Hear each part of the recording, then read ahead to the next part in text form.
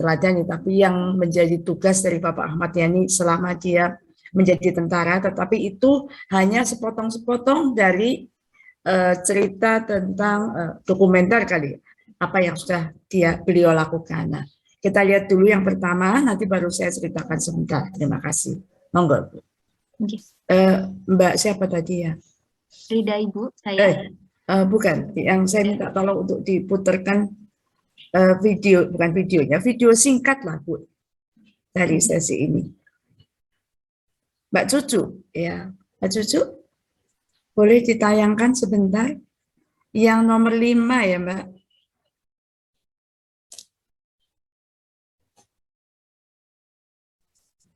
Di tempat sini juga ada filmnya kemarin bagus gambarnya, silakan aja yang mana dipilih.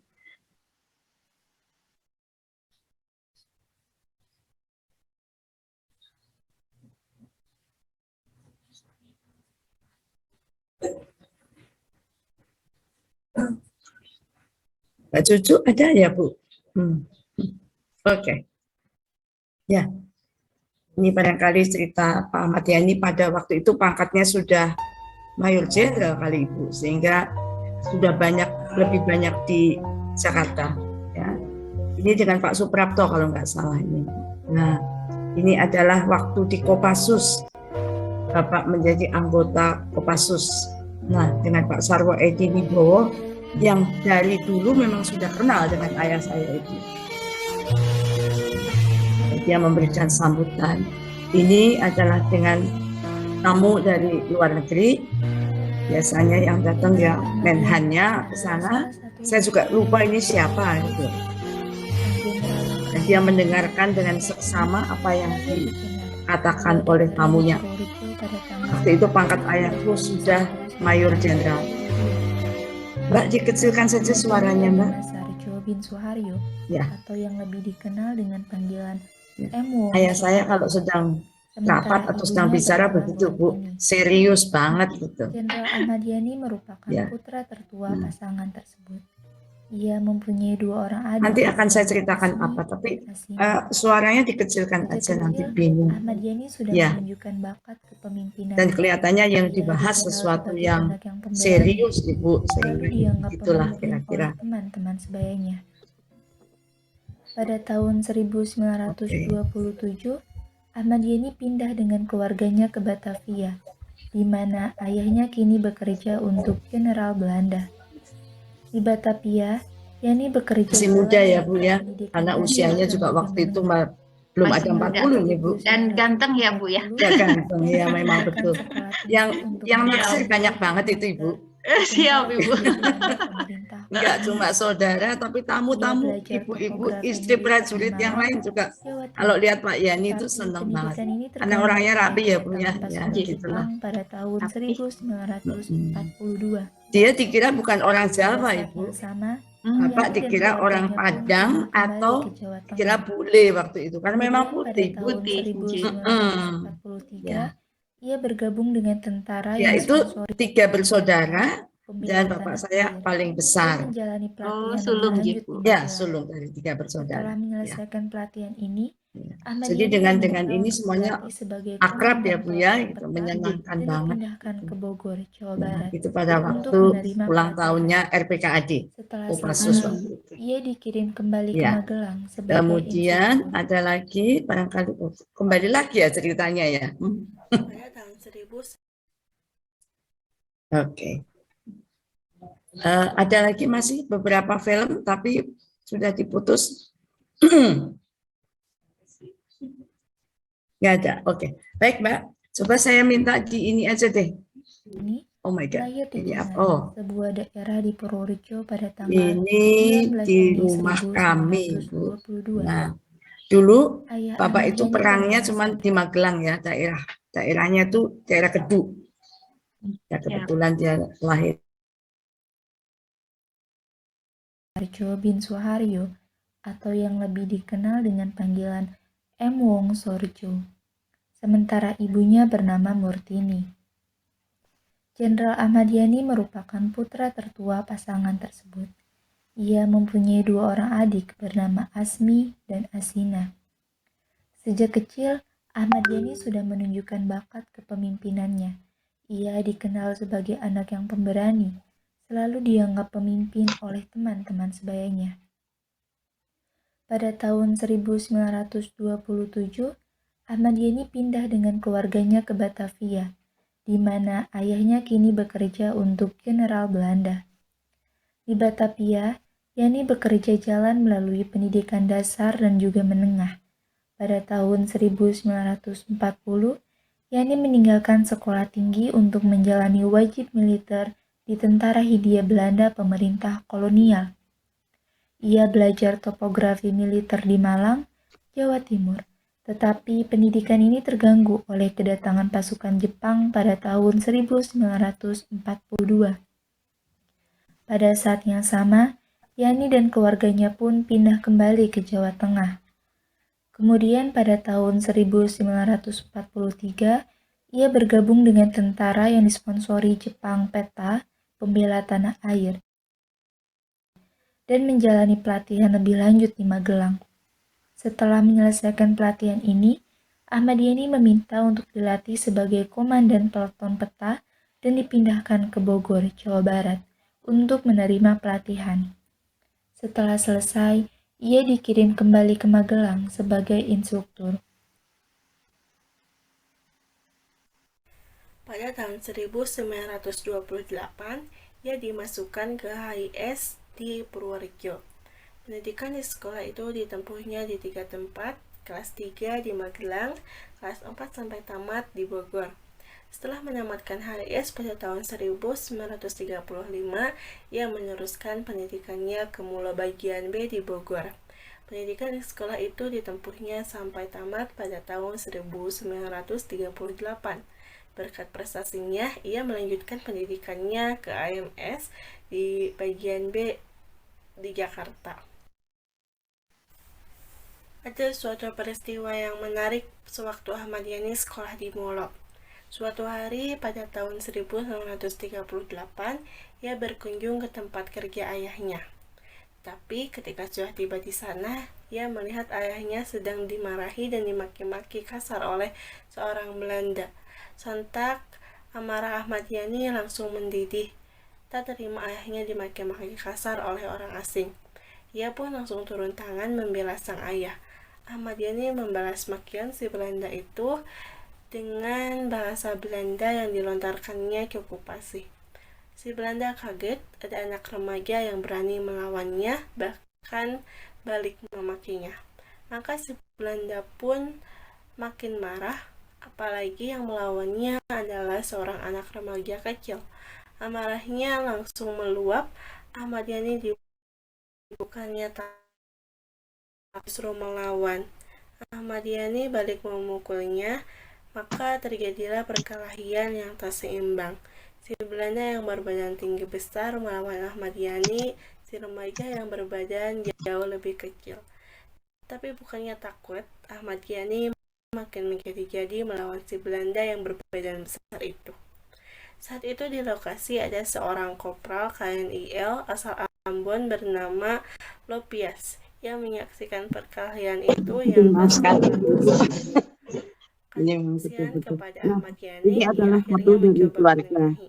Ahmad Tapi si Yani Belanda ya, ini makin di tahun kalap. 1960-an. Kopral Lopias pun Jadi kesal sudah mulai mentinggi si kelihatan Belanda sampai matang gitu ya. Nah, Akibatnya ini setelah ayahku yang memberikan perkelahian sambutan itu, si pada kopral waktu itu ada ulang Lopias tahun kena absen. sanksi. Kalau Ibu lihat gambar Makanya ini adalah gambar diturunkan karena berani kami, ini memukul saya seorang di Belanda. Pinggir, Peristiwa ibu itu saya, membuktikan kemudian jika adik saya Ahmad nomor Yani 4, pemberani dan adik saya nomor 2.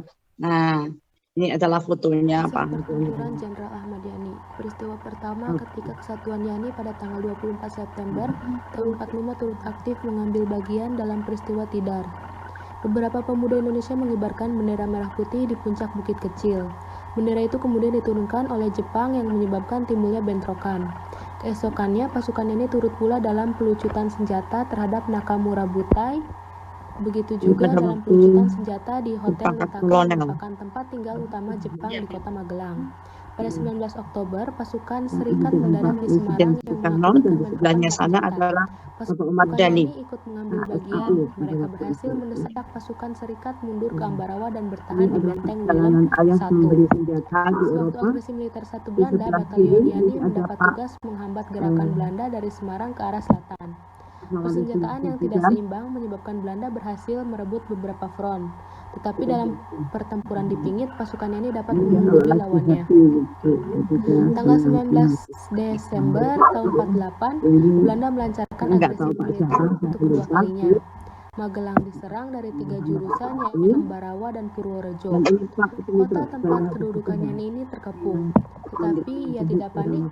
Magelang di bumi hanguskan dan seluruh pasukan dimundurkan ke tempat-tempat yang sudah ditentukan. Sesuai dengan taktik yang telah digariskan oleh Panglima Besar, dimulailah perang gerilya. Dalam taktik gerilya itu dibentuk daerah militer yang disebut Wehrkreise atau WK yang dipecah atas beberapa sub Wehrkreise SWK. Ahmad Yani ditunjuk menjadi komandan WK2 yang meliputi wilayah Kedu. Beberapa batalion ditempatkan di bawah kekuasaannya. Lawan yang dihadapinya terkenal kejam, yakni Brigade Victoria di bawah pimpinan Letnan Kolonel Van Zanton. Suatu kali, pasukan Belanda berhasil mengepung Yani ketika ia sedang mengadakan inspeksi ke Candarito. Menghadapi situasi gawat itu, ia tetap tenang dan langsung mengambil alih pimpinan pertempuran. Kepungan Belanda berhasil digagalkan dan bahkan mereka dipaksa mundur. Perang kemerdekaan berakhir dengan diakuinya kedaulatan Indonesia oleh Belanda. Tetapi bagi Ahmad Yani tugas belum selesai. Yani harus melawan pasukan Darul Islam atau tentara. Oke, baik. Jadi selintas biografinya seperti itu, tapi saya minta kemudian tolong ditayangkan yang dari mahasiswa tentang Ahmad Yani-nya. Oke, saya ceritakan sedikit. Maaf ya Bu ya, keadaannya seperti ini dan gambarnya, videonya juga aneh, TV-nya juga lagi aneh. Oke, Mbak Cucu boleh ditayangkan yang nomor 7 Bu.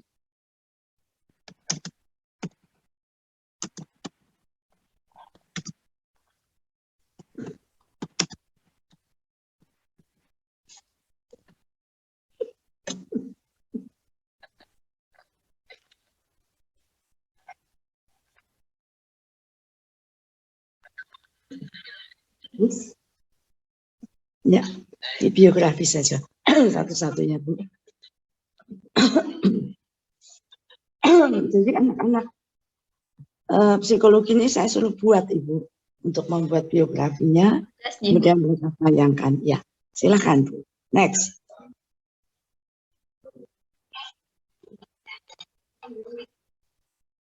Ya, ini adalah anekdot dari Pak Yani pada waktu itu.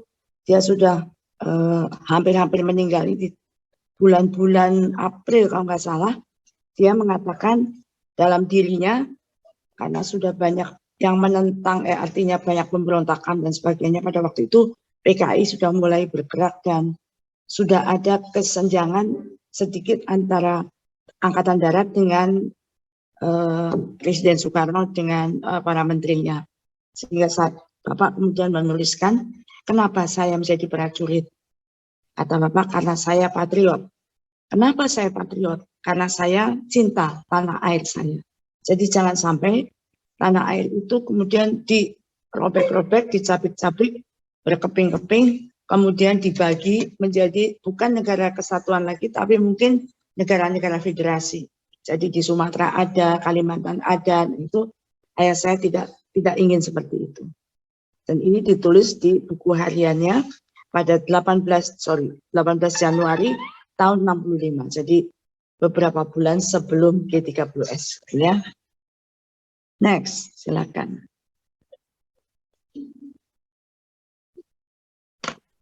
Nah, Ahmad Yani ini lahir di Jenar. Jenar itu kota kecil di dekat Purworejo sana, Jawa Tengah. Mungkin di peta nggak kelihatan itu. Tanggal 19 Januari tahun 1922. ia lahir dari keluarga Wongsorejo. Itu adalah ayah dan ibunya Pak Ahmad Yani. Sangat sederhana. Ayah Jenderal Ahmad Yani bernama Sarjo bin Suharyo dan ibunya bernama Murtini. Betul sekali. Keluarganya bekerja di sebuah perusahaan gula milik Belanda di daerah Jenar sana. Dan ayah Pak Yani bekerja sebagai supir dari kepala dari yang punya pabrik gula tadi. Ya. Ini adalah masa kecilnya. Kalau Ibu lihat, bapak saya, kakek dan nenek saya tidak terlalu malu untuk foto-foto katanya zaman dulu. Ngapain gitu di foto-foto? Nah, tapi kan ada wartawan-wartawan yang ingin juga melihat seperti apa sih sebetulnya ayah dan ibunya Pak Ahmad Yani itu. Sangat sederhana. Kakek menjadi supir band juga pada waktu itu setelah tidak dengan Belanda, sedangkan nenek saya tidak bekerja, jadi di rumah saja. Kami sering sekali datang ke Rendeng, namanya daerahnya.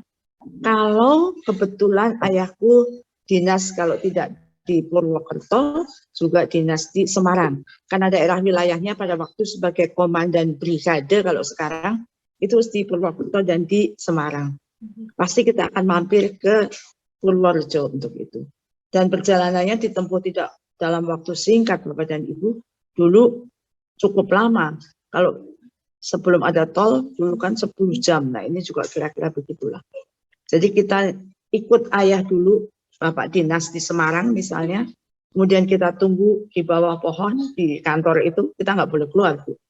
Jadi di bawah itu sambil menunggu ayah saya selesai bicara dengan Panglima pada waktu itu, kalau nggak salah zamannya Pak Sarbini dulu jadi Panglimanya. Dari sana baru kita pergi ke Rendeng. Tentu saja sudah ditunggu oleh kakek dan nenek yang dengan senang hati dan ingin sekali, udah kangen banget sama cucu-cucunya. Nah, kita ke sana. Next.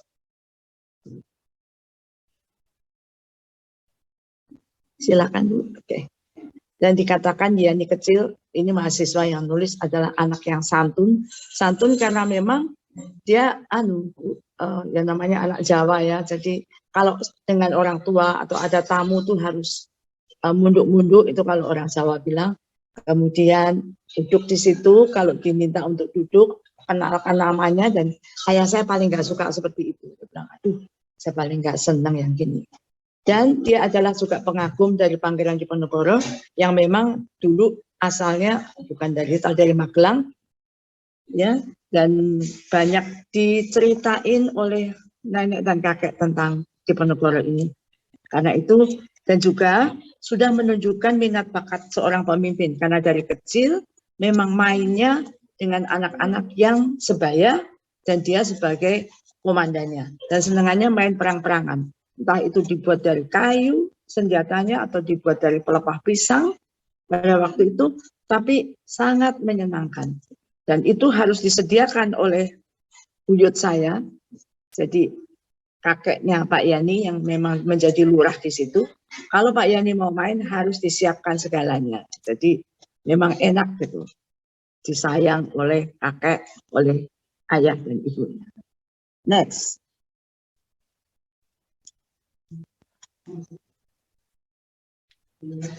Nah, pendidikan umumnya memang tidak tinggi-tinggi sekali. Zaman dulu itu dia sekolah di Purworejo tahun 28, sekolah rakyat itu namanya Hollands Inland School. Kemudian pindah ke Magelang karena si Belandanya pindah. Jadi meneruskan di kelas 3 sampai dengan selesai. Kemudian di SMP di Mulo bagian B. SMP itu dulu sudah ada jurusan ABC ya Bu ya, setelah kelas 2 kalau nggak salah. Dan ini di Bogor selama 3 tahun. Kemudian di AMS, Alemene Middelbare School, ini SMA, tapi hanya sampai kelas 2 juga bagian B. Kemudian karena dia diminta untuk kembali, ada peristiwa pemberontakan melawan Belanda, maka dia kembali ke Magelang pada waktu itu. Oke, jadi sekolahnya tidak juga tamat Oke, next. Maaf Ibu, ada pertanyaan atau silakan kalau mau tanya sekalian supaya nggak lupa. Namanya Ibu juga sudah nanti sambil jalan, sementara belum.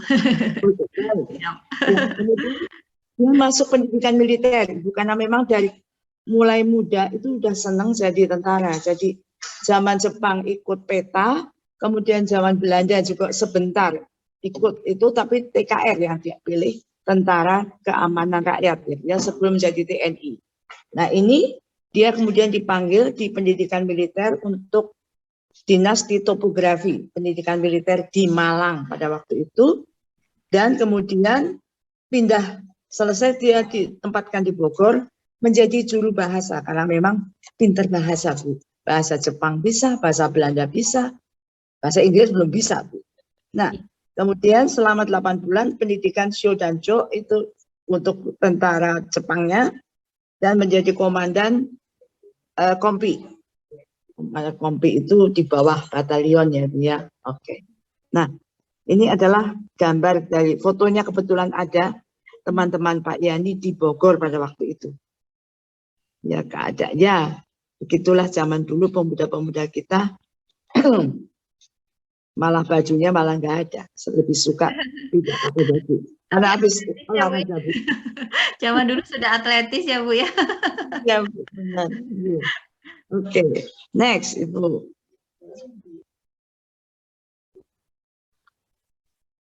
Itu pendidikan militer, kemudian kita menuju ke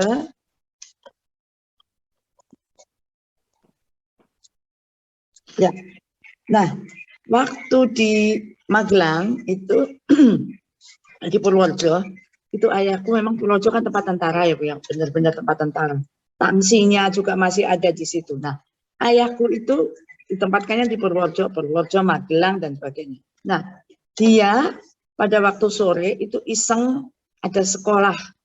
Sekolahnya adalah sekolah ngetik. Hanya ngetik aja. Dan gurunya kebetulan Ibu Ahmadiyani, Ibu Subandiah namanya waktu itu. Nah, di sebuah sekolah mengetik, dia bertemu dan berkenalan dengan Bandiah Yayu Ruliah, ibu guru muda yang juga single. Nah, perkenalan itu menumbuhkan cinta dari dua remaja tadi yang kelak berjanji akan membangun rumah tangga. Dan itu terjadi pada tanggal 5 Desember tahun 44, melangsungkan pernikahan di Magelang kalau nggak salah pernikahannya. Tapi ini gambarnya gambar yang sudah usia, bukan tua sih Bu, usia 40-an hampir 38. Ya, next. Masih cakep tuh Bu? Oke. Ya, terusnya. Nah, di sebuah sekolah mengetik ini sudah ya menumbuhkan cinta, kemudian berjanji akan membangun sebuah rumah tangga. Oke. Dan kebetulan lahirlah anak-anaknya. Anak-anaknya itu lahir hampir setiap tahun.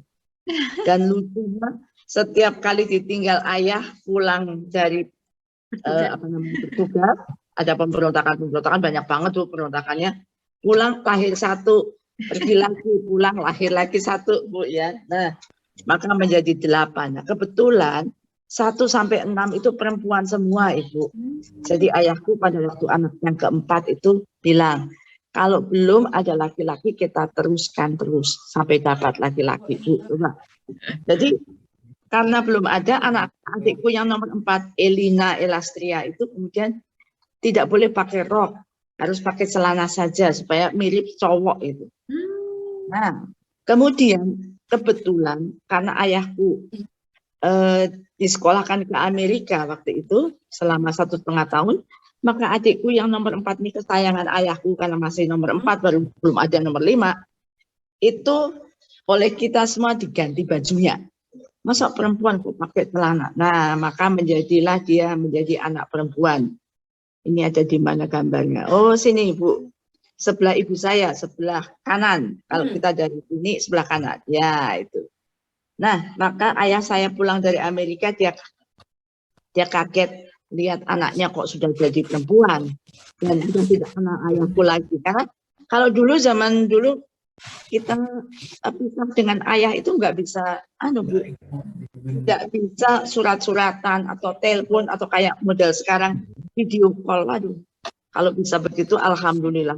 Dulu itu kita 1,5 tahun menunggu dan menunggu sampai akhirnya kita juga bingung mau pulang nggak ya bapakku, ini kok sekolah lama sekali ya. Nah, jadi surat-suratan itu ibuku dengan ayahku cuma ada 2 kali nggak suratnya sampai. Jadi surat-suratannya hanya 2 kali karena memang lama dan jauh jaraknya.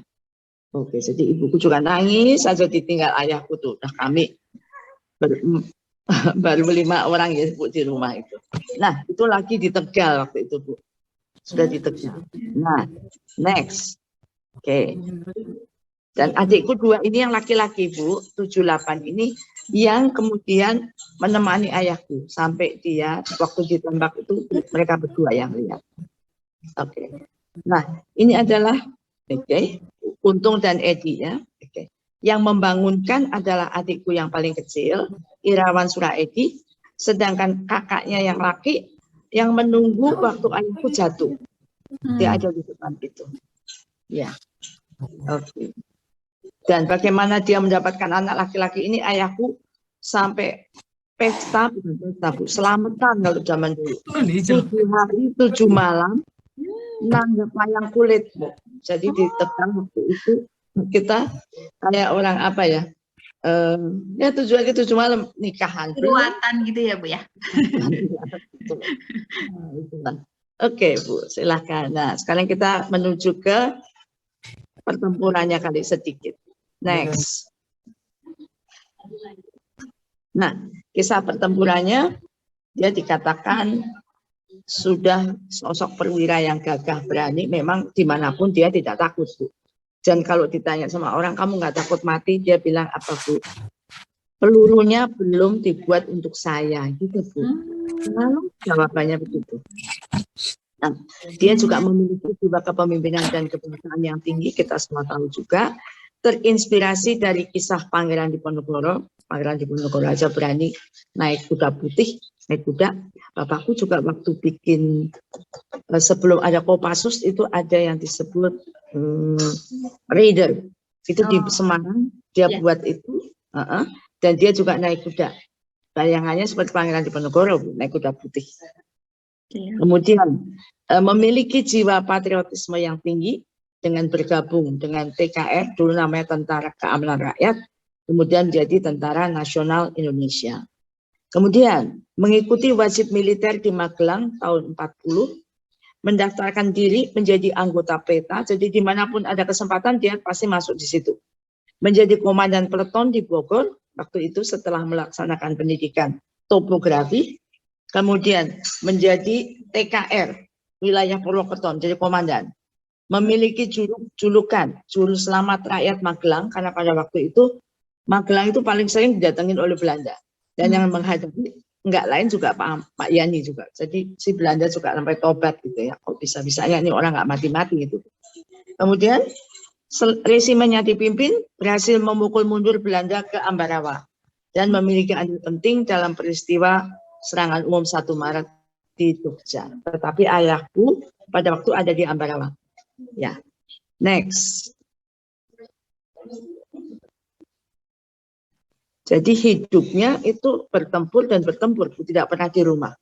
Kemudian dipercaya menjabat jabatan Komandan Weerkreise 2 yang bertugas menghadang pasukan Belanda lagi saat agresi militer Belanda yang kedua. Kemudian memiliki kepiawaian memimpin penyerangan dan memiliki taktik strategi perang yang baik. Itu sudah dikenal waktu itu di mana-mana. Dan itu juga menjadi catatan dari Bapak Soekarno, Presiden Soekarno, melihat ada orang muda yang berani banget gitu ya Bu ya. Oke. Kemudian diberi tugas untuk menumpas pasukan DITII dengan membentuk pasukan khusus Banteng Raider. Nah, ini yang saya ceritakan tadi. Kemudian mendapatkan kesempatan belajar di Amerika dan mendapatkan predikat cum laude. Jadi saking bagusnya ininya, padahal bahasa Inggrisnya dulu juga belum bagus Bu. Tapi karena diterjunkan langsung di Amerika jadi bagus Bu. Nah kemudian kesempatan belajar ini selama 1,5 tahun, kemudian ke Inggris selama 6 bulan untuk War College. Nah, kemudian pindah ke Jakarta, pulang dari Amerika, kita pindah ke Jakarta dan menjabat asisten logistik di Angkatan Darat.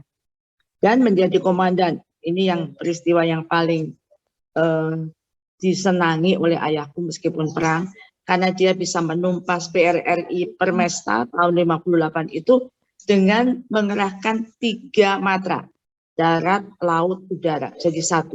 Wah, itu hebat sekali. Kalau sekarang nyebutnya operasi gabungan begitu ya Bu ya? Operasi gabungan, betul Bu. Ya. Kemudian, ya benar. Sudah banyak kalau sekarang ya Bu, kalau dulu belum ada Bu. Ya, betul. Angkat menjadi Menteri Panglima Angkatan Darat, menggantikan Pak Nasution, itu tahun 60-an, gitu. Oke, masih ada lagi, next.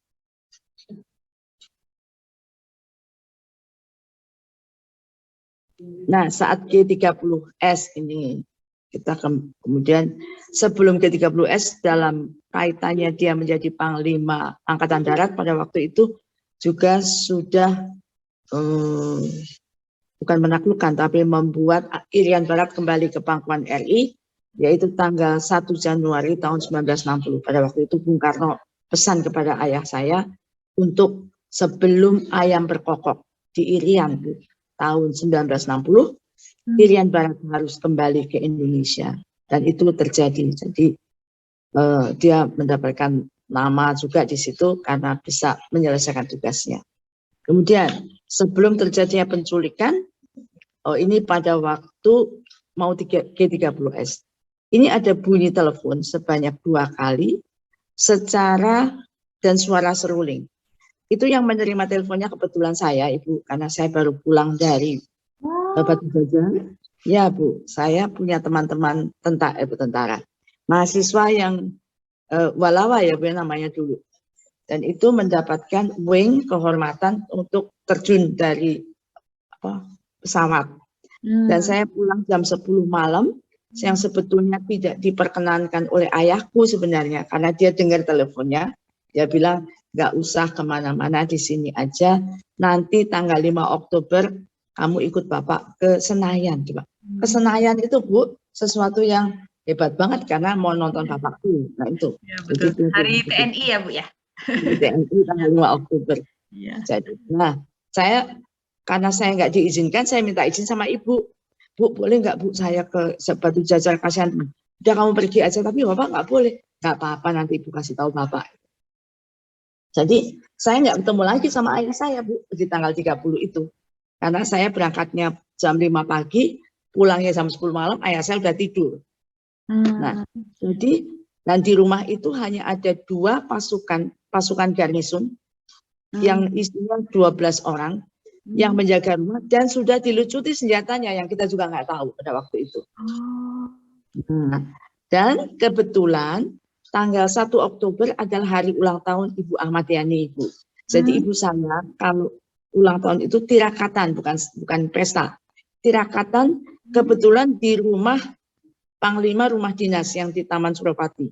Jadi dia pergi, kira-kira jaraknya nggak jauh sih, 5 kilo nggak ada. Nah, jadi ibu ke sana membawa ajudannya Bapak, yang suka ajudan ibu, ajudan Bapak dibawa. Tetapi semua pengawal oleh ayah saya siang itu disuruh pulang, supaya besok waktu menghadap Bung Karno itu rapi semua gitu loh. Nah, jadi ibu saya tidak ada di rumah pada waktu itu. Yang ada cuma ke-8 orang anaknya beserta pembantu rumah tangga. Mbok Mila yang membangunkan juga. Oke. Pada pagi hari tanggal 1 Oktober jam 4 atau setengah 5 itu ada setidaknya 200 orang pasukan yang masuk dari segala penjuru. Jadi di rumah itu ada 4 pintu gerbang yang bisa dimasuki oleh semua. Kalau yang paling belakang itu untuk pengawal. Kemudian di tengah-tengah, yang kedua itu untuk ayahku kalau pulang pergi naik mobil. Yang di depan itu untuk tamu-tamu yang datang.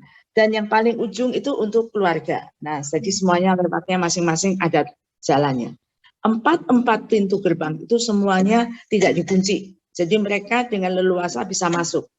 Dan sebelumnya saya ceritakan juga karena Cakrabirawa itu tentaranya Bung Karno itu setiap hari datang ke rumah dan sudah biasa keluar masuk rumah untuk ketemu dengan Pak Ahmad Yani, karena katanya sih begitu dicintai oleh Bung Karno, tapi saya juga nggak tahu apa itu. Tetapi yang jelas mereka memang ada di situ. Jadi kalau mereka masuk pagi-pagi jam 4 itu sebetulnya kita juga nggak bingung, tapi bingungnya itu kok pagi-pagi amat itu. Nah itu kebetulan Edi tadi, adikku yang paling kecil, itu yang lagi mau cari ibu saya. Ibu kemana Bu? Gitu. Dan si Mbok bilang ibu lagi ke Taman Surapati. Nah baru bilang begitu, ini udah masuk semua Bu, dari segala penjuru tadi. Dan yang masuk itu kelihatannya Cakrabirawa semua, berpakaian lengkap dengan baret merahnya. Dan dia bilang sama adikku, tolong Bapak ada di rumah Dek. Nah, dengan sendirinya mereka juga bilang ada, memang karena ada. Dan tidak ragu-ragu untuk mengatakan ada. Tolong bangunkan Bapak. Bapak dipanggil presiden sekarang gitu kan. Jadi adikku dengan bingung gitu, dia masuk kamar, ke kamar ayahku dan dia bangunin ayah saya. Dan ayah saya bingung, ada apa lagi nih pagi-pagi kok bangunin. Dia bangun, buka pintu, dihadapkan oleh prajurit tadi yang minta supaya segera ikut ke istana dengan pakaian piyama. Bapakku sebagai jenderal dia nggak mau. Saya ganti baju dulu, saya mandi sebentar supaya rapi. Mereka bilang tidak usah jenderal katanya. Di sana sudah disediakan sabun segala macam ngomongnya gitu. Bapakku marah. Kamu kok berani-beraninya gitu ya, apa perintah saya. Terus kebetulan Bapak dipukul dia. Dipukul jatuh, Bu, jatuh. Kemudian temennya yang komandannya kasih tanda, tembak. Padahal tadinya perintahnya harus dibawa hidup-hidup. Karena mau diadili di lubang buaya itu. Tapi sudah keburu dia jatuh, kemudian semuanya nembak. Jadi 7 peluru, ayahku kemudian masukkan, balik badan, tutup pintu. Nah disitulah peluru 7 menembus badannya dari belakang sampai ke dinding dan dia jatuh pada waktu itu jatuh. Kemudian adikku yang laki-laki untung tadi yang nomor 7, dia yang duduk bersimpuh di depan ayahku sambil melihat ayahku sampai ayahku tutup mata. Tetapi ternyata tutup matanya itu saya dengar belum sampai mati Bu.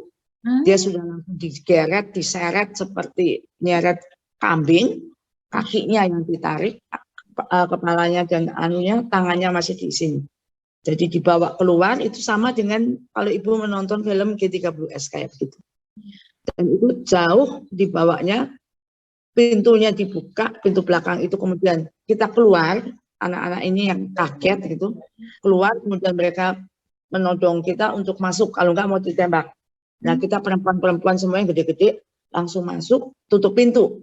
Nah ternyata ayahku masih diseret gitu Bu sampai di ujung sana, pintu yang depan, kemudian dilempar ke truk, ada truk pembawa truk itu.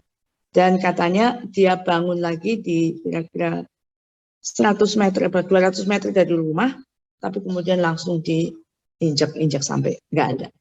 Jadi dia menghembuskan nafas yang penghabisan itu di atas jembatan Guntur, jembatan itu. Kalau Ibu Berso di Jakarta. Nah, dengan keadaan itu, kita semua kemudian duduk nungguin ibu saya. Oh, ibu nggak datang-datang ya. Kira-kira jam 6, ibu saya itu sampai rumah Ibu. Karena dia pikir anak-anaknya juga harus dibangunin. Kita kan kalau bangun harus dibangunin, Bu. Maaf. Kadang-kadang kita susah bangunnya. Ibu saya lihat, loh Non, kau udah pada bangun. Adikku yang nomor 2 yang paling ini. Bu, Bapak dibawa pergi gitu. Bapak dibawa kemana nggak tahu, ke istana katanya. Ibuku langsung kaget. Dia lihat itu keluar sambil teriak Bapak itu pingsan di luar itu. Kemudian digotong ke rumah, dibawa masuk ke kamar. Nah, waktu dia bangun dari pingsannya, dia lihat ada darah bersimbah di depan itu yang tempat bekas makam bekas Bapak jatuh itu. Kemudian dia ambil bajunya Bapak, piyama yang satunya, kemudian dilap, dicium sama Ibu. Nah itu disimpan sampai Ibuku meninggal. Sekarang masih ada bajunya, disimpan di museum. Iya Ibu. Makanya saya pikir kalau Ibu ada waktu, monggo silakan ke museum. Nanti kami yang akan ketemu ibu di sana. Oke. Nah, kemudian di tanggal 1 Oktober itu sudah setidaknya 200 orang sudah masuk. Kemudian adanya dialog yang alot dan kasar saat sersan. Ini waktu ceritanya waktu Bapak ketemu mereka dari pasukan Cakrawirawa minta izin Jenderal Ahmad Yani untuk menghadap Presiden. Tak lama Jenderal Ahmad Yani marah dan membanting pintu. Pasukan Cakrawirawa yang mengepung pun panik dan menembak Pak Yani dari balik pintunya itu. Pintu ya bukan info. Saat sudah ditembak, Ahmad Yani kemudian diseret dan dilempar ke dalam truk oleh pasukan Cakrawirawa yang mengepung rumahnya. Setelah itu, jenazah Ahmad Yani kemudian dibawa oleh pasukan itu ke Lubang Buaya. Karena harus dilaporkan kan siapa saja yang diambil. Dan jenazahnya kemudian dievakuasi dari Lubang Buaya pada tanggal 3 Oktober. Tetapi kita diberitahunya baru tanggal 4. Karena 3 Oktober itu baru ketemu itu udah sore. Ada tempat sampah, ada sampah yang ditumpuk-tumpuk. Yang diperkirakan di dalamnya itu kemudian digali. Yang gali juga anak-anak dari Angkatan Laut ya Bu ya. Menggali. Tapi lautnya sudah menyengat ke atas dan baru bisa diambil karena Pak Harto kemudian datang ke Lubang Buaya itu tanggal 4 pagi. Dan setelah itu baru diambil jenazahnya. Dan katanya mau dibawa ke RSPAD, kita boleh lihat, tetapi setelah itu dilarang. Ya karena memang sudah rusak semua Ibu, jadi tidak bisa dilihat lagi daripada nanti kita bisa trauma yang nggak habis-habis. Nah, itu ceritanya. Ada lagi, next.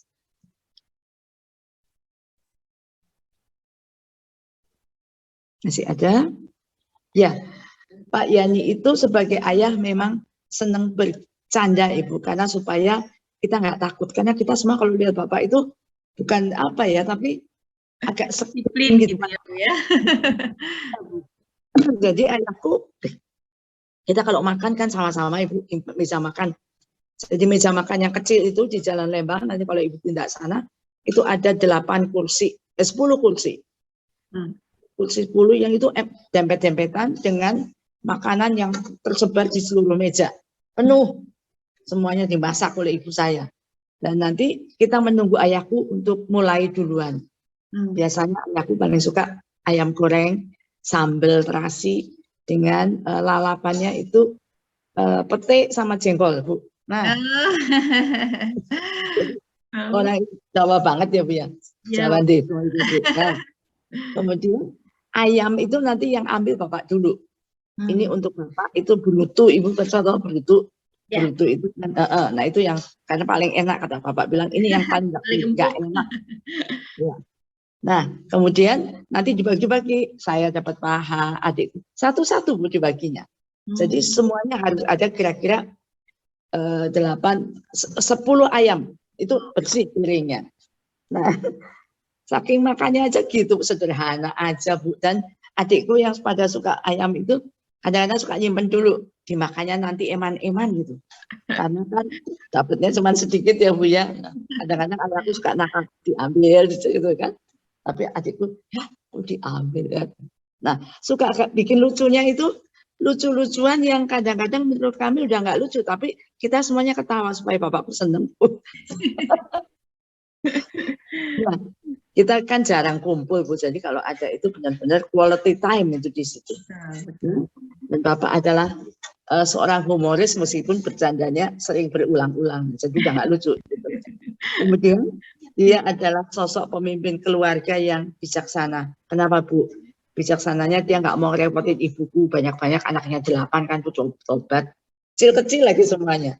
Jadi ibu yang bagian masak, Bapak yang bagian mandiin. Pagi sore semua suruh baris, mandi aja baris Bu. Kemudian disabunin. Ya. Jadi itu hal-hal yang nggak bisa hilang dari ingatan kami. Seperti menyenangkan gitu. Terus meskipun kita nggak pernah dibeliin sepatu, itu setahun sekali Bu beli sepatunya di toko bata lagi Bu. Ibu nggak tahu ya sepatu pumps itu yang namanya apa sekarang ya, widget, ya gitulah. Nah itu belinya setahun sekali dan kalau dipakainya tuh Oh, pelan-pelan banget, jangan sampai rusak gitu. Nah, Iya. dan yang disebut quality time itu karena dia jarang di rumah, maka hari Minggu itu adalah hari keluarga. Jadi kalau hari Minggu ada tamu, kita semua marah. Ya, bukan marah sama bapak saya, marah sama tamunya sambil kenapa sih pakai datang hari ini gitu. Tapi sebetulnya ada kepentingan, nggak mungkin itu kan negara ya, nomor satu ayahku negara bukan keluarga. Jadi kita suka nyebar garam atau apa biar cepat pulang. Banyak juga anak-anak nakal. Nah, jadi kita kalau jalan-jalan kemana Bu? Kalau di Jakarta itu kalau setelah jadi Pangat itu Bapak punya tempat rumah bukan di Puncak, di Cibulan. Jadi kita nginep di sana, hari Sabtu malam, sore berangkat, pulangnya Minggu malam. Tapi ayahku nggak kepingin dikawal oleh pengawalnya. Jadi pengawal disuruh nggak boleh ikut. Tapi nggak boleh juga sama ajudan harus ikut. Jadi ya udah Bapak diam aja. Dia berangkat naik mobilnya, dapat pinjaman Mercy kan dia punya tuh Bu, Mercedes yang sport. Ya naikin sama ibu saya, sama adik saya laki-laki juga itu. Terus karena mobilnya nggak cukup kalau untuk sekian orang. Kemudian dia berangkat dan pengawalnya ditinggal, dikebut Bu. Nggak ada yang bisa ngikutin tobat deh. Gitu. Ayah saya ketawa-ketawaan. Dia seneng yang gitu-gitu tuh Bu. Nah, ya. Kemudian kalau enggak kita pergi ke laut Bu, jalan apa namanya hari Minggu ke laut. Nah, juga kadang-kadang membawa keluarga tentara semua anak buah Bapak. Istrinya dengan anaknya, kemudian kita naik perahu ke Selawi ya Bu ya. Di Selawi itu ada tempat yang namanya Widuri, pantainya tuh bagus. Kemudian mereka bawa makanan sendiri, kita makan di sana. Itulah quality time-nya kira-kira. Pola asuh yang ditanamkan sangat membekas dan menjadi karakter pada masing-masing anaknya. Ya karena kita semua harus sekolah, harus belajar, dan belajarnya itu dipantau kalau dia di rumah. Sedang bikin apa, dilihat. Kalau sudah, dia ikut ke sekolah saya, Ibu kan kami sekolahnya sekolah Katolik dulu. Sekolah Katolik, karena sekolah Katolik pada waktu itu yang paling bagus. Jadi dia akan ngobrol dengan suster-suster saya yang seneng banget kalau Pak Yani datang. Biar lama apanya belajarnya gitu, dia ngobrol. Kita suruh belajar bahasa Belanda, belajar aljabar, ilmu, segala ilmu di situ belajar. Jadi sampai akhirnya ya lulusnya di waktu SMP itu lumayan bagus Bu. Itu jadi kebanggaan ayahku. Oke. Ada lagi yang bisa diceritakan? Sebentar. Next Mbak, masih ada? Nah, Ibu lihat nih potret keluarga Jana Ahmad Yani ini Bu. Ini yang paling kiri atas itu adalah pada waktu saya masih SD. Nah itu, jadi di sini ada 1, 2, 3, 4, 5, 6, 7 yang baru lahir. Itu adikku Untung yang laki-laki, yaitu kemudian menjadi pesta terus selama seminggu. Nanggep wayang itu di situ Bu. Kemudian ini sebelah kanan atas ini adalah dengan anak buahnya Pak Ahmad Yani. Ya ibu-ibu dinaikin perahu dulu biar nggak pada ribut. Kalau udah naik perahu baru makan. Nah kan Bu. Ya. Kemudian ini adalah keluarga kami waktu ditinggal ayahku. Ini waktu ibuku sedih banget. Nah, jadi anak-anaknya lah yang dirangkul-rangkul tuh. Sambil menunggu kapan datang ayahku. Ya, ini di Tegal Bu, tempatnya. Baik. Ada lagi fotonya? Oh, masih banyak ya Bu. Oke, nah nilai-nilai keahmadiyanian ini kemudian anak-anak mahasiswa yang saya suruh bikin, ada kedisiplinan, ada kejuangan, ada pengorbanan, kebinekaan, keteladanan, keberanian, dan loyalitas. Yang kemudian untuk mereka harus mereka jabarkan dalam kehidupan mereka sekarang, Bu. Jadi dari kedisiplinan itu apa yang bisa terlihat, apa yang bisa kamu lakukan. Nah itu yang diajarkan di kelas sekarang. Ya, next. Ada lagi. Oh, sudah. Ini adalah sumber-sumber diambilnya dari Mas. Oke, baik. Untuk buku, itu ada 6 buku yang ditulis oleh adik kami, Amelia, tentang Ahmad Yani. Kemudian ada buku dari Dinas Sejarah. Jadi lumayan masih ada peninggalan-peninggalan yang bisa kita lihat dan bisa kita pelajari sampai sekarang. Demikian kira-kira Ibu ceritanya Ahmad Yani, keluarga dan dalam ininya, Betul. kiprahnya. Oh, enggak. Ya, terima kasih Ibu Ruli atas berbaginya sebuah kisah yang sangat inspiratif gitu Ibu ya. Sebuah kisah yang luar biasa, keteladanan beliau untuk bangsa, negara, dan beliau sangat dekat dengan keluarga Ibu ya. Itu yang merupakan sosok ayah idaman gitu. Walaupun beliau tegas di luar, tapi beliau tetap hangat buat putra-putrinya gitu. Mungkin kita akan buka sesi tanya jawab Ibu ya ke anak-anak mahasiswa. Saya persilahkan. Ayo, siapa yang mau nanya? Siapa yang mau tahu lebih jauh tentang perjalanan kisah hidup Pak Ahmad Yani? Yuk, Ibu buka sesi tanya jawabnya. Yuk. Di sini ada 200 berapa nih? Sekitar 220 lebih ya mahasiswa. Ayo. 220 mahasiswa ini. Haji mau angkat tangan, Haji? Present? Oke. Nah, ini ada yang ditulis, Ibu. Saya bacakan Ibu pertanyaannya. Selamat pagi. Izin bertanya, apakah saat penembakan hari itu membuat syok dan trauma Ibu untuk bertemu tentara atau PKI? Mungkin itu pertanyaan dari mahasiswa mesin, Ibu. Terima kasih. Ya, tentu saja pada waktu itu malah kita masih bingung ini ada apa sebetulnya ya. Karena pada jam 6 pagi itu ada berita dari RRI Bu yang mengatakan bahwa Jenderal Ahmad Yani itu dengan teman-temannya itu adalah pemberontak. Nah, jadi kita juga bingung ini sebetulnya ada apa, menakutkan pada waktu itu. Tentu saja kemudian kami malah dilarikan, tidak tinggal di situ, kami diungsikan ke satu tempat di daerah Kemang itu yang ada sebuah rumah yang tidak ada lampunya dan tanah masih berupa ini ya, masih baru itu. Jadi kita tinggal di situ selama 5 hari untuk menghindari hal-hal yang tidak diinginkan. Karena pada malamnya banyak panser yang datang ke situ juga para ini simpatisannya PKI barangkali. Karena mereka kemudian ingin membunuh kami semua, tidak cuma Pak Yani, tapi keluarganya juga. Jadi kami diungsikan di sana, ya. Untung tidak ketahuan. Oke. Tentu saja kejadian penembakan Bapak, ya Bu ya? Ya, itu malamnya yang kami diungsikan Ibu. Siangnya itu kami langsung pergi. Jadi kita tinggalkan semua rumah dengan isinya, tidak tahu lagi. Kita langsung ke sana dengan hanya membawa beberapa baju aja ke rumah itu. Ya, tentu saja panik dan takut malahan bukan trauma ya takut. Ini siapa yang datang?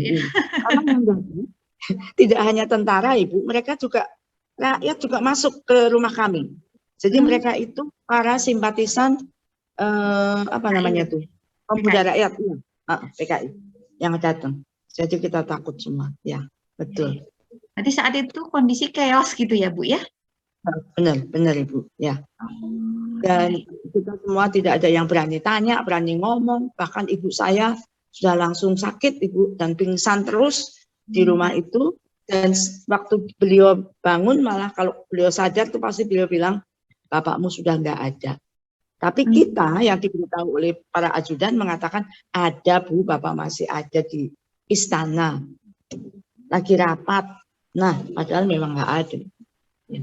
Mungkin seorang ibu lebih tahu ya Bu ya dari kami ya. Kita kan masih awam banget ya. Begitulah Ibu. Baik. Ya, Mas, sudah? Ya, mungkin itu jawaban dari Ibu Ruli. Sekarang ke Hamzah. Hamzah, boleh di-unmute? Hamzah, ya dari teknik mesin. Ada yang mau ditanyakan Hamzah? Yuk, silahkan langsung ke Ibu. Bu, izin. Saya Hamzah dari teknik mesin Cimahi. Bu, izin bertanya dari kemarin tuh Bapak Panglima TNI sekarang mau memperbolehkan anak dari keturunan PKI Untuk masuk masuk TNI. tentara. Bagaimana pendapat Ibu? Sedangkan dari Ibu sendiri itu dari korban dari pembantaian PKI tersebut. Iya, Terima kasih. ya, terima kasih. Saya susah ya mau bilangnya ya. Kalau saya sih, kalau itu kan manusia-manusia yang juga lahirnya sekarang-sekarang ya, yang sudah jauh dari zaman tahun 65, sudah Betul. berapa puluh tahun yang lalu. Mestinya Masih 2000. kalau ideologi nggak bisa hilang, tetapi kalau perikemanusiaan ya ada lah Bu. Nah, kalau kami sendiri sepanjang itu tidak diumumkan bahwa ini cucunya PKI atau cicitnya PKI itu tidak apa-apa Bu. Jadi kalau saya bilang kalau mau dipakai diambil silahkan aja, tetapi nggak usah diumumkan bahwa mulai sekarang begini-begini. Karena itu akan menjadi satu perdebatan yang sengit lagi. Nanti malah jadi keributan lagi, jadi tidak aman negaranya hanya karena itu. Jadi lebih baik disortir sendiri, diseleksi sendiri, pantas atau tidak. Tapi kalau saya sendiri pribadi ya, juga dengan adik-adik saya, ya kenapa sih mereka kan juga ingin hidup layak, hidup di Indonesia dan ingin menjadi ABRI, ya kenapa enggak? Nah, tapi kalau ideologinya saya pikir itu nggak bisa hilang, apalagi kalau nenek kakeknya juga sakit hati banget pada waktu itu. Ya, boleh aja kalau saya sih tidak masalah, tetapi mohon tidak usah diulang-ulang atau diumumkan bahwa mulai sekarang boleh. Silahkan diseleksi sendiri. Gitu ya Mas? Oke. Gimana? Terima kasih, Bu. Cukup. Jadi intinya Ibu Ruli tidak keberatan, tapi tidak perlu digembar-gemborkan berulang-ulang gitu ya Bu ya. Karena itu akan membuka luka lama buat beliau dan keluarga tentunya ya. Oke. Baik, pertanyaan selanjutnya. Aji mau nanya? Iya Bu, mau izin bertanya. Ya, silakan Aji. Ini Bu, untuk lokasi kejadian G30 SPK ini, apa masih bisa dilihat enggak ya Bu sekarang? Terus kalau bisa itu lokasinya di mana, dan lokasinya itu apakah orang umum bisa masuk atau tidak gitu Bu? Oke. Ya, kalau kejadian G30S itu ada beberapa tempat Pak, Mas. Ada di Museum Sasmita Loka, itu tempat rumahnya Pak Yani dulu, yang sampai sekarang tidak ada yang berani tinggal di situ. Kemudian ada di Lubang Buaya. Di Lubang Buaya itu memang tempat ininya, kejadiannya, dimasukkan di sumurnya. Dan ada museum dioramanya. Nah, jadi itu 3 tempat itu bisa Anda lihat setiap waktu. Aku nggak tahu kalau di museumnya Pak Harto yang di, apa ya namanya, ada kan museumnya ABRI itu, di situ ada beberapa katanya juga peninggalannya ada di sana. Tetapi yang jelas yang ada itu di Museum Sasmita Loka di Jalan Lembang, keluarga kami punya. Kemudian bukan keluarga kami, itu sudah diserahkan ke Angkatan Darat, sorry. Kemudian ada di Lubang Buaya dan boleh dimasukin oleh kalian. Makanya itu di ke Ahmad Yani kan ada tempat-tempat yang bisa dikunjungi ya. Kalau boleh nanti bisa sama-sama ke sana, bisa lihat tempatnya sendiri, keadaannya seperti apa sih rumahnya zaman dulu. Dan juga satu lagi ada di Rendeng, di rumahnya Mbah Kakung sama Mbah Putri Ibu. Ya, di sana tempat Pak Yani kecil. Nah, di sana juga ada rumahnya. Oke, kalian boleh ke sana dan bisa dilihat.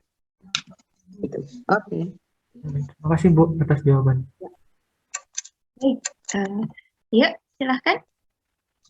Ada pertanyaan lain? Halo? Ayo, ada waktu nih. Kok nggak ada bunyi? Nah, ini Bu Kalau ada. boleh, atau saya tambahkan mengenai Museum Sasmita Loka ini ya Bu. Itu kan rumahnya Pak Yani waktu belum jadi Menpangat.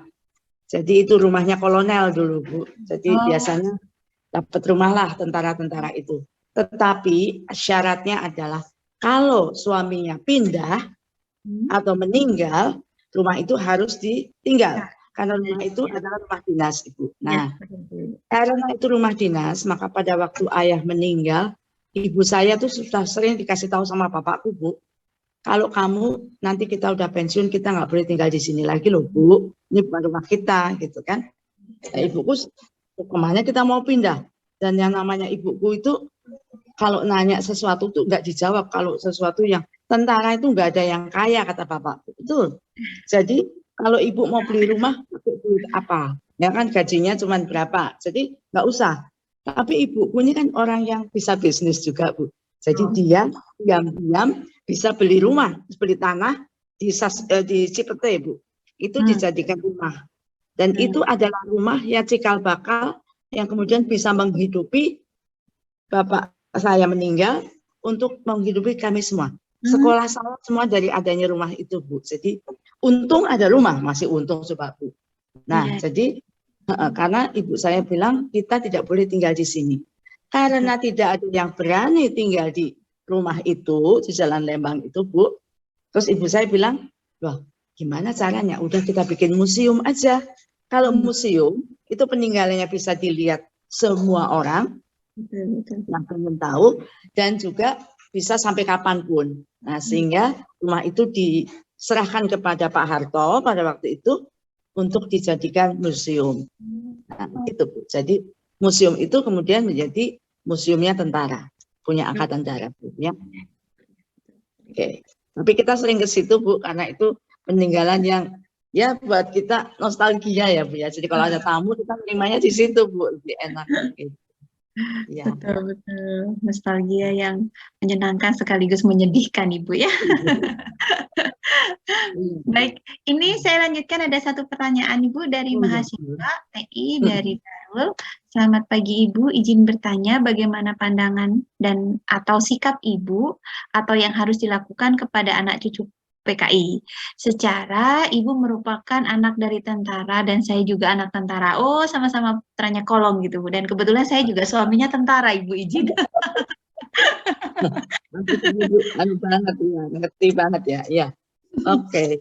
Kalau ada satu dari adik saya, Amelia, yang sudah memaafkan ya, tetapi kalau melupakan nggak mungkin, tapi memaafkan.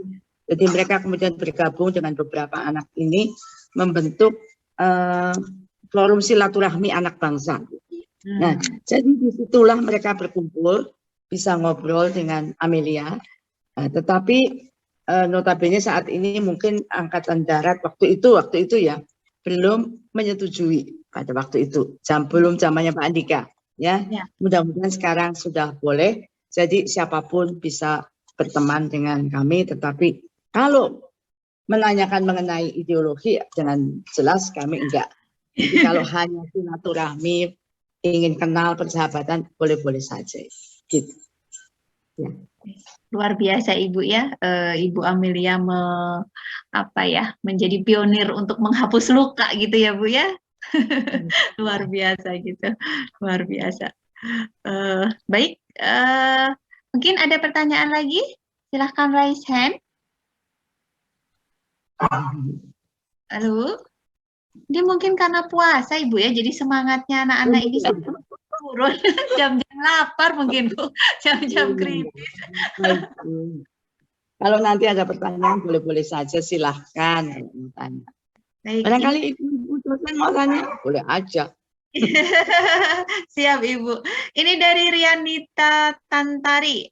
Rianita, silahkan di unmute. Langsung bertanya kepada Ibu Ruli. Anita. Selamat pagi Ibu, mohon maaf saya off cam karena sedang ada kegiatan.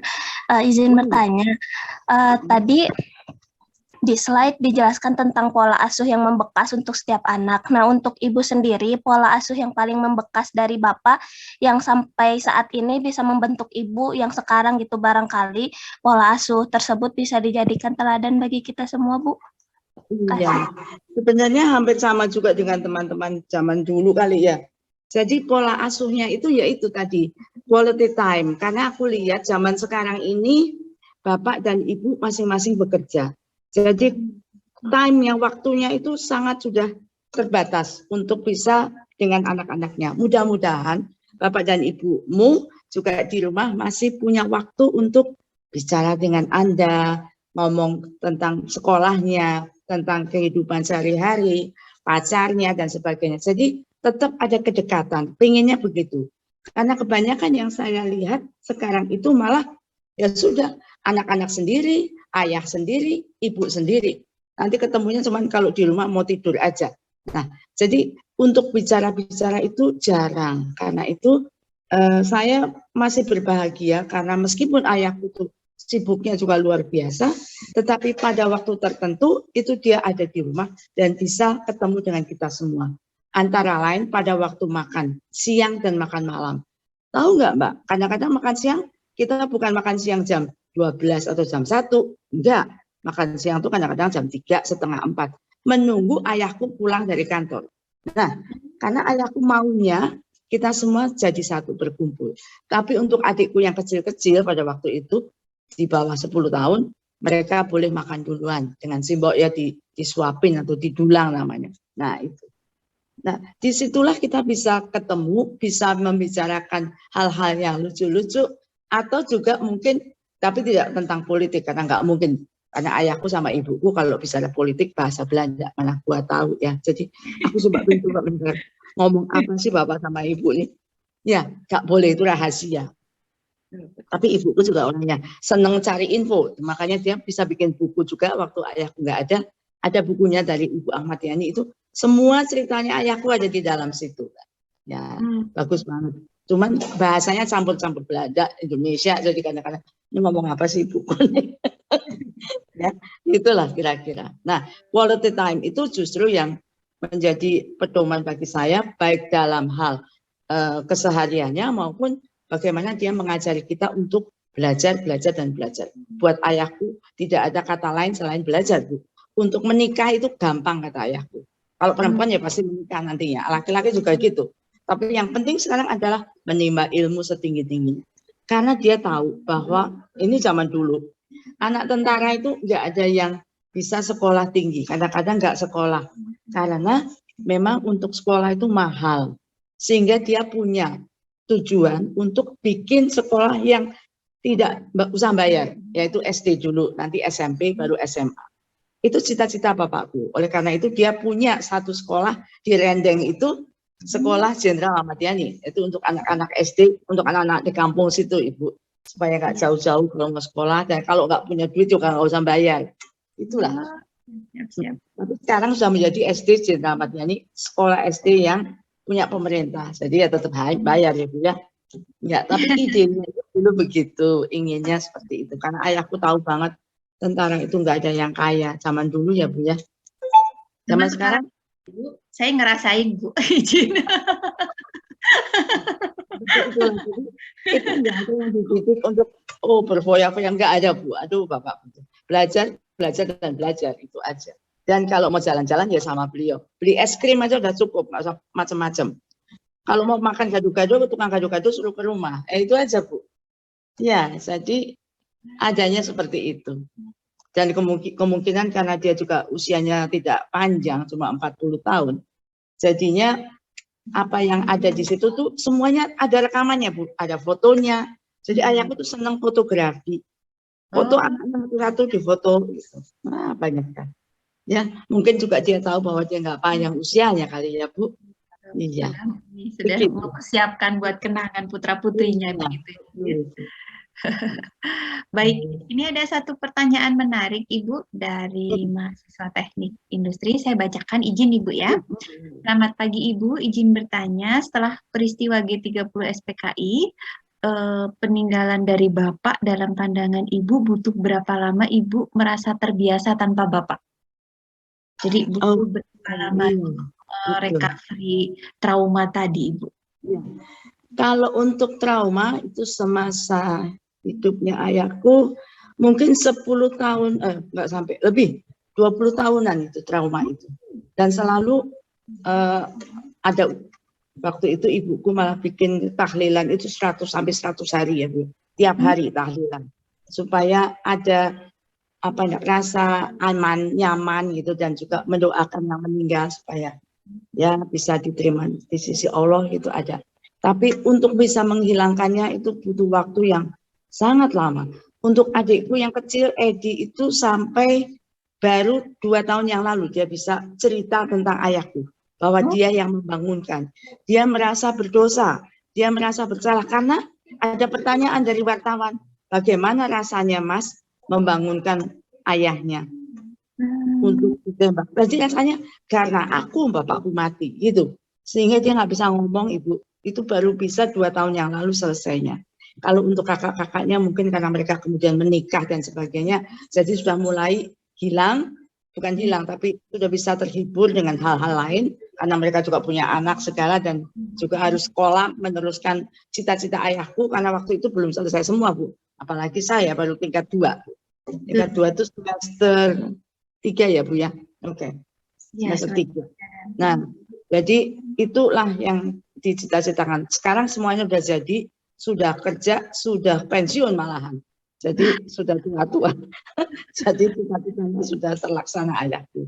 Nah, tapi karena ada peristiwa-peristiwa yang setiap tahun diperingati, itu juga membuat kita kalau sudah bulan September itu rasanya merinding, ya. Terbayang.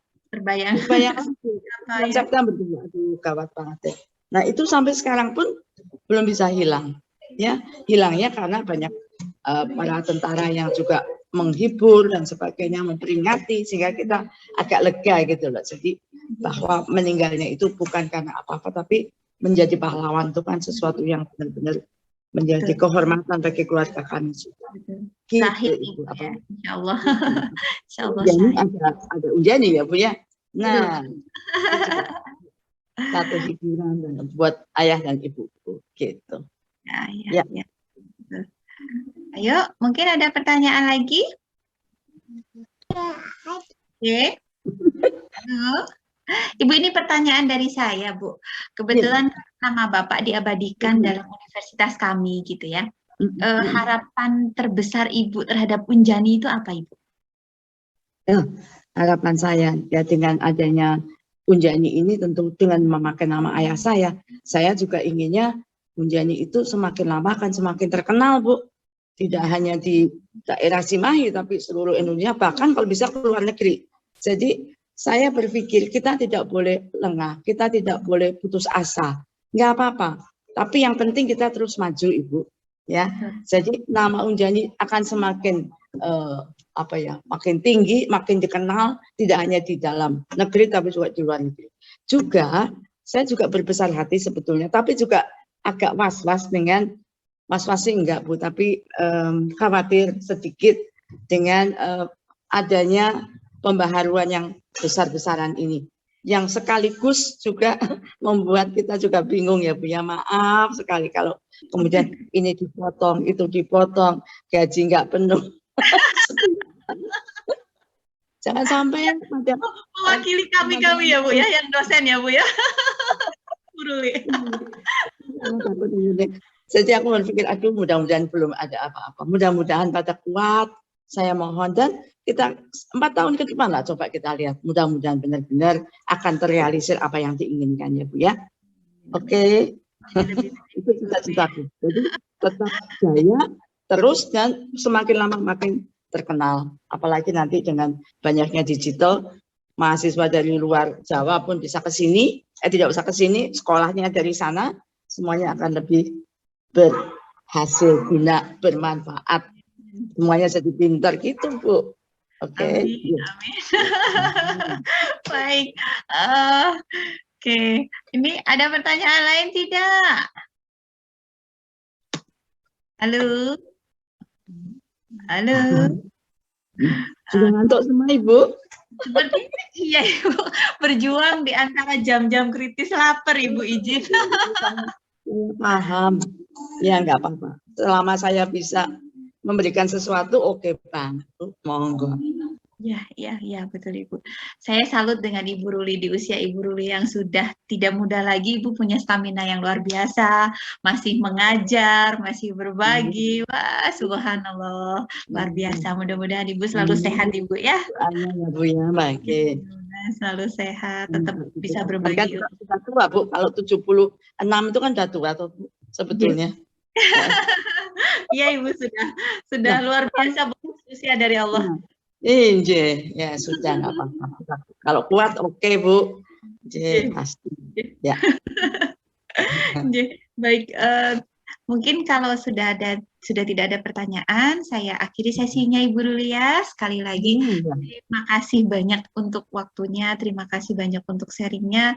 Kita semua berdoa mudah-mudahan almarhum Bapak Jenderal Ahmad Yani mendapat surga Ibu ya, insya Allah. Dan harapan saya mudah-mudahan sesi ini tidak membuat kalian bosen ya untuk mendengar ceritanya ya, karena saya pikir ceritanya lucu juga. Mudah-mudahan enggak ya. Oke, insya Allah baik. enggak. Karena ini adalah kisah nyata yang harus memang diteladani Bu, tentang sosok beliau. Gitu ya. Betul. Baik, sekali lagi terima kasih. Kita mendoakan semua Ibu Ruli bersama keluarga selalu sehat dalam lindungan Allah Subhanahu Wa Taala. Baik, acara saya kembalikan. Tri Aji, silahkan dilanjutkan. Oke, baik. Terima kasih Bu sebelumnya. Alhamdulillah, kita telah sampai di penghujung acara.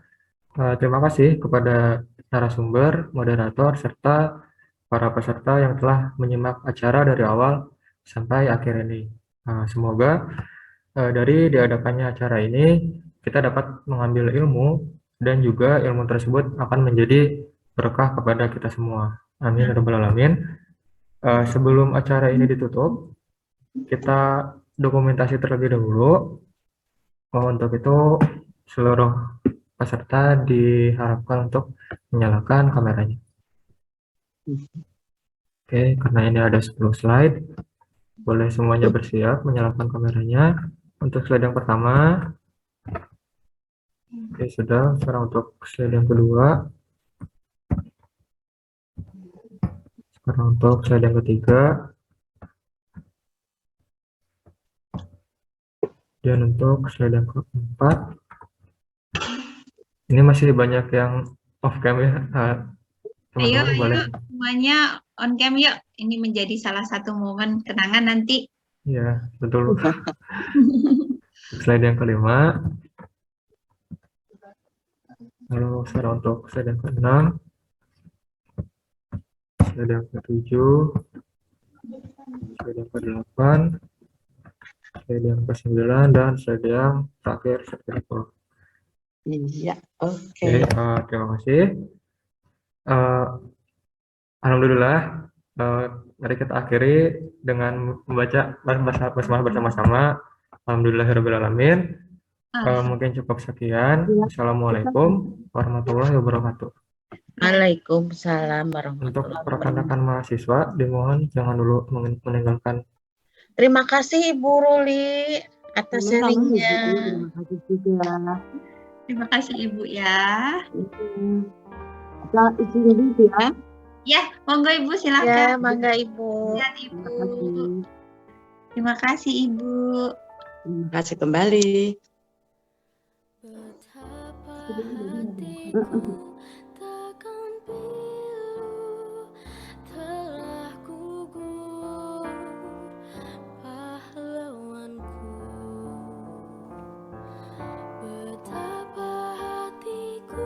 Oke, baik. Mungkin untuk yang berikutnya ada sedikit informasi mengenai pengerjaan tugas resume. Jadi seperti biasa, pengerjaannya diketik, lalu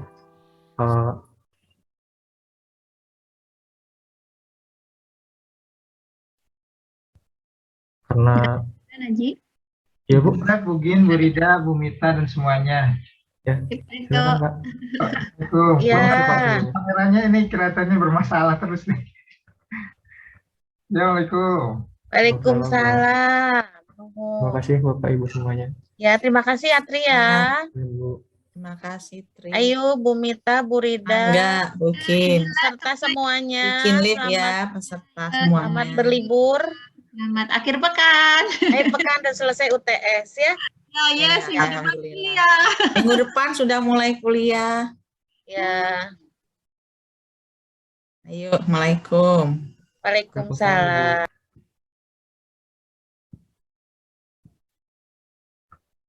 Oke, baik. Untuk yang berikutnya paling pengumuman tugas seperti biasa, teman-teman. Jadi diketik. Lalu untuk hari ini kan cuma satu materi ya, paling jadi minimalnya itu 3 halaman. Untuk sistematikanya masih sama seperti yang tugas resume sebelum-sebelumnya. Untuk linknya juga masih sama. Kemudian mungkin ada yang ingin ditanyakan terlebih dahulu. Kang, dulu saya namain resume yang ke pertemuan kedua nggak sesuai peraturan itu nggak apa-apa Kang? Lupa nggak lihat.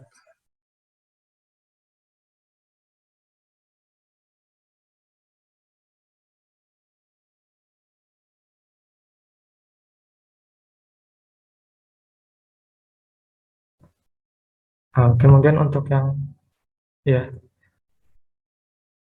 untuk itu yang sudah dikumpulkan sudah terlanjur dikumpulkan gitu, tidak apa-apa ya. Mungkin untuk yang sekarang Kang, penggunaan format namanya disesuaikan dengan yang sudah ada pada file sistematika seperti itu. Baik Kang, siap, atur nuhun. Sama-sama Kang. Mungkin dari rekan-rekan yang lain masih ada yang ingin ditanyakan?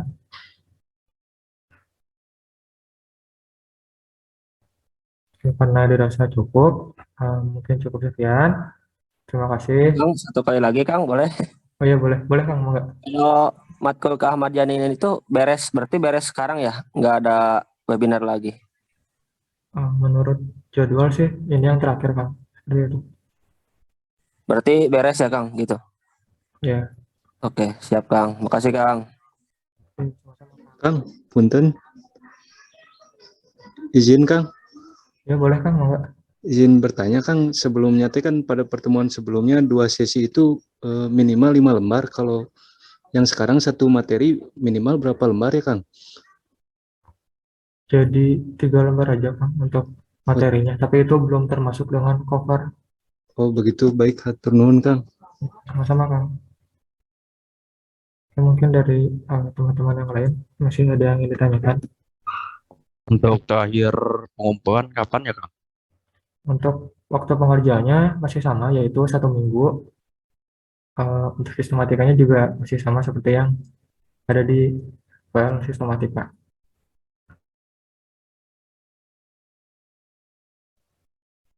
Seperti itu Kang.